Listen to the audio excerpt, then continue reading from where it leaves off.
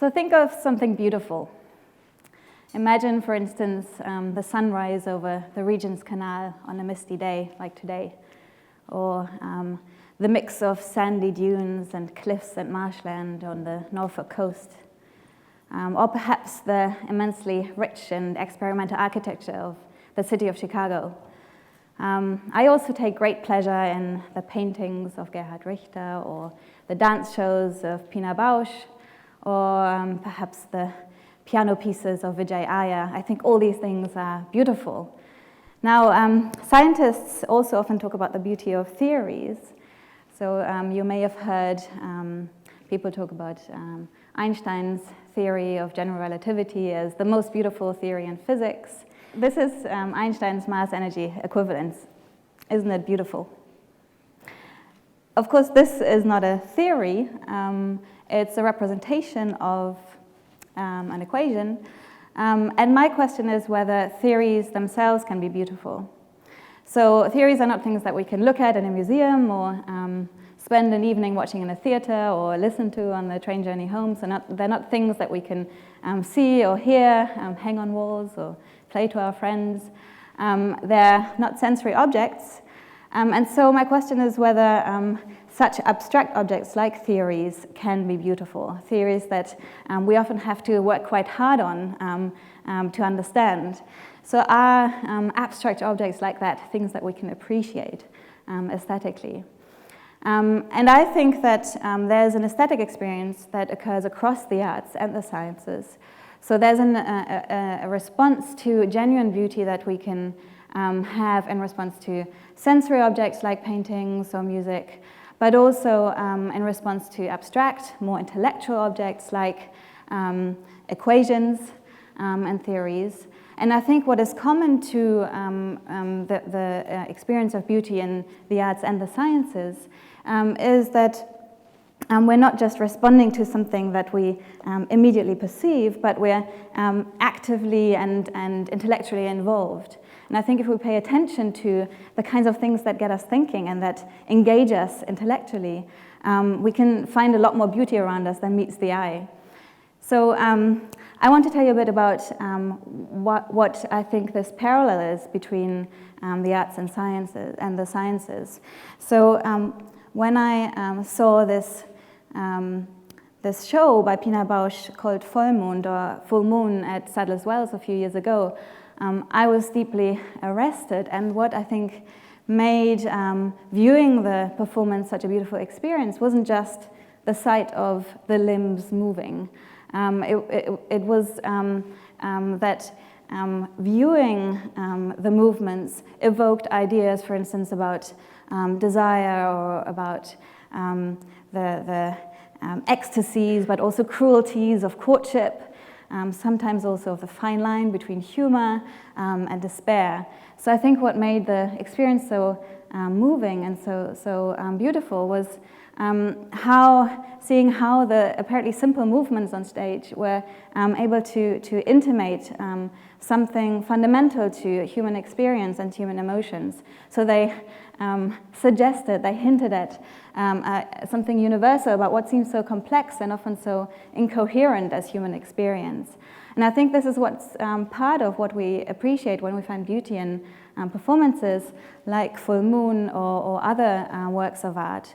We're not simply responding to what we hear, the sounds and rhythms, or what we see, the shapes and movements on stage. We're not simply, as it were, overcome by what we perceive, which we might be, for instance, when we just indulge in the sweet and warmly comforting taste of apple pie. So I think we're much more actively and intellectually involved than that. And it may not be obvious, but I think that something similar goes on when we find beauty in theories. So let's think about cosmology.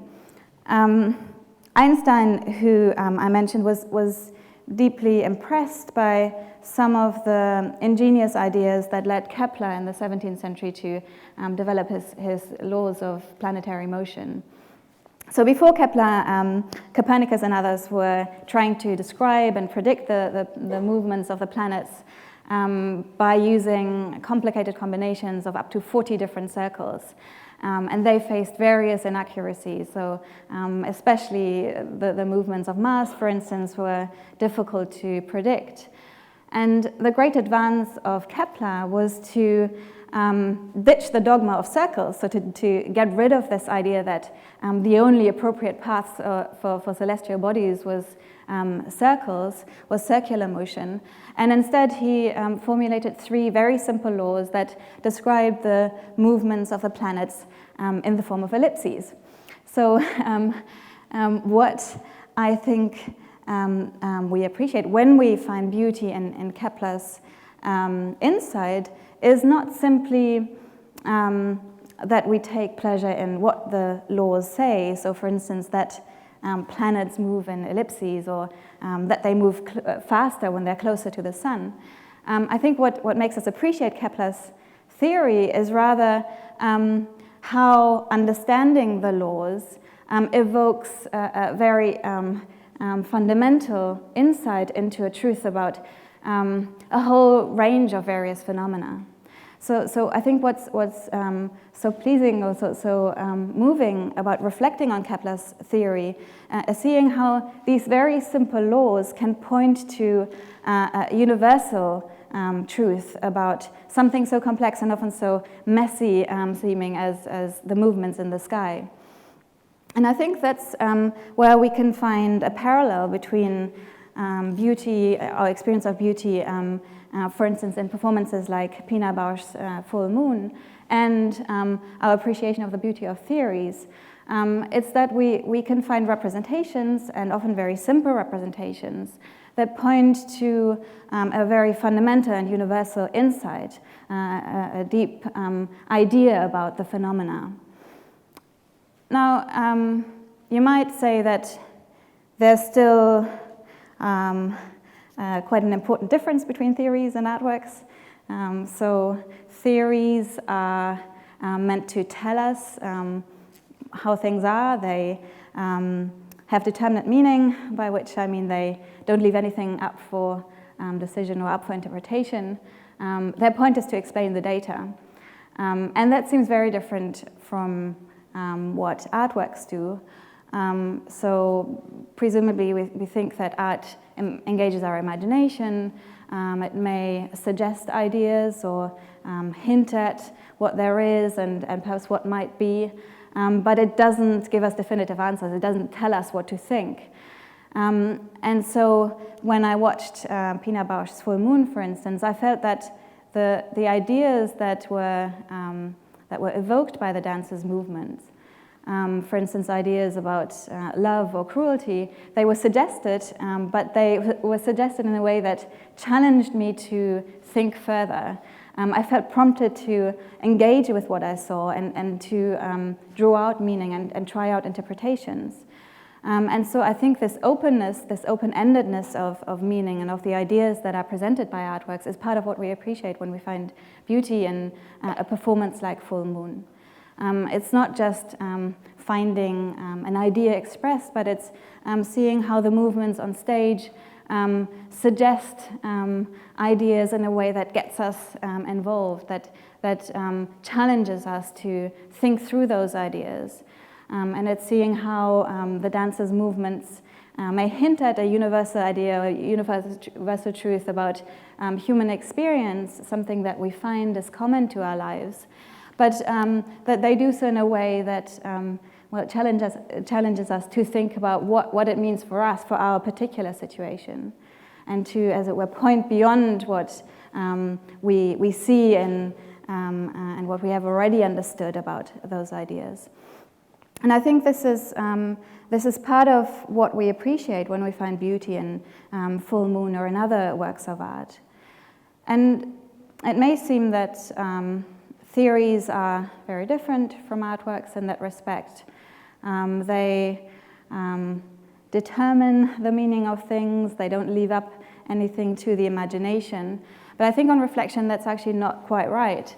So if you look at what the scientists are doing, you'll find that they spend a lot of effort in interpreting theories and in devising suitable models. in drawing out what the assumptions are of a theory and what the implications are for particular concrete phenomena. So when Newton engaged with Kepler's theory, he asked, well, what is it that causes the planets to move as the laws describe? So what constrains the planets to stay within their orbits and not to veer off course? So it was in engaging with what Kepler's theory left open that Newton came to realize that there had to be a force directed inwards to the center of the orbit, that there had to be that the sun had to act a gravitational force on the planets. And so it was in engaging with the science of his time and what was left open by the science of his time that Newton developed his own theory and his own law of universal gravitation. So I think that, well, and of course we know that Newton's theory left a lot of questions open too, questions that engaged Einstein, for instance, and lucky for us because we have this beautiful equation as a result. So what I think happens when we find beauty in theories like Kepler's theory is that we also respond often to this open-endedness of the meaning and the ideas that we find expressed in a theory. So theories point to fundamental and universal truths about complex phenomena, but they do so by leaving open a lot of implications about the particular cases and particular phenomena that need to be thought through and that need to be worked out. So theories may hint at universal ideas, but they do so by challenging us to think through them and to investigate what exactly they mean for the particular problems that we're interested in.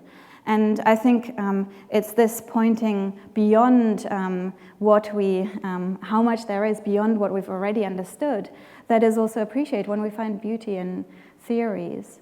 So I think there's a strong parallel between our aesthetic experiences in artworks and in response to artworks and in response to theories like Kepler's or Newton's or Einstein's. And it's this, it's finding that there's a universal truth expressed in the theory, but also a truth that gets us thinking and that gets us to see how much more there is to be discovered. Werner Heisenberg once described the experience of seeing how the phenomena hang together and how the parts fall into place, and at the same time having the whole world in view.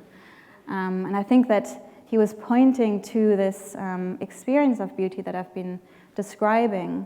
So this experience of finding a theory is a profound accomplishment in revealing a truth about the phenomena, but also recognizing that this accomplishment is inherently incomplete, that there's a lot more beyond what the ideas tell us. And I think it's this experience that can make both art and science count as beautiful. So I want to leave you with the idea that beauty can be found not only in the conventional domains of the arts and perhaps natural beauty, but that beauty can also be found in other human activities, in science, but in our intellectual pursuits more generally. So in our attempts at making sense of nature and society, of the events and the people around us.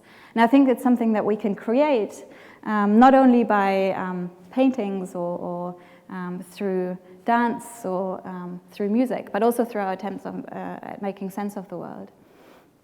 So next time you think about something beautiful, pay attention not only to the things that meet the eye or the ear, but also to the kinds of things that get you thinking and that engage you intellectually, and that may inspire you to imagine what there is and what might be. And I think if we do that, we can create a lot more beauty than is open to plain sight.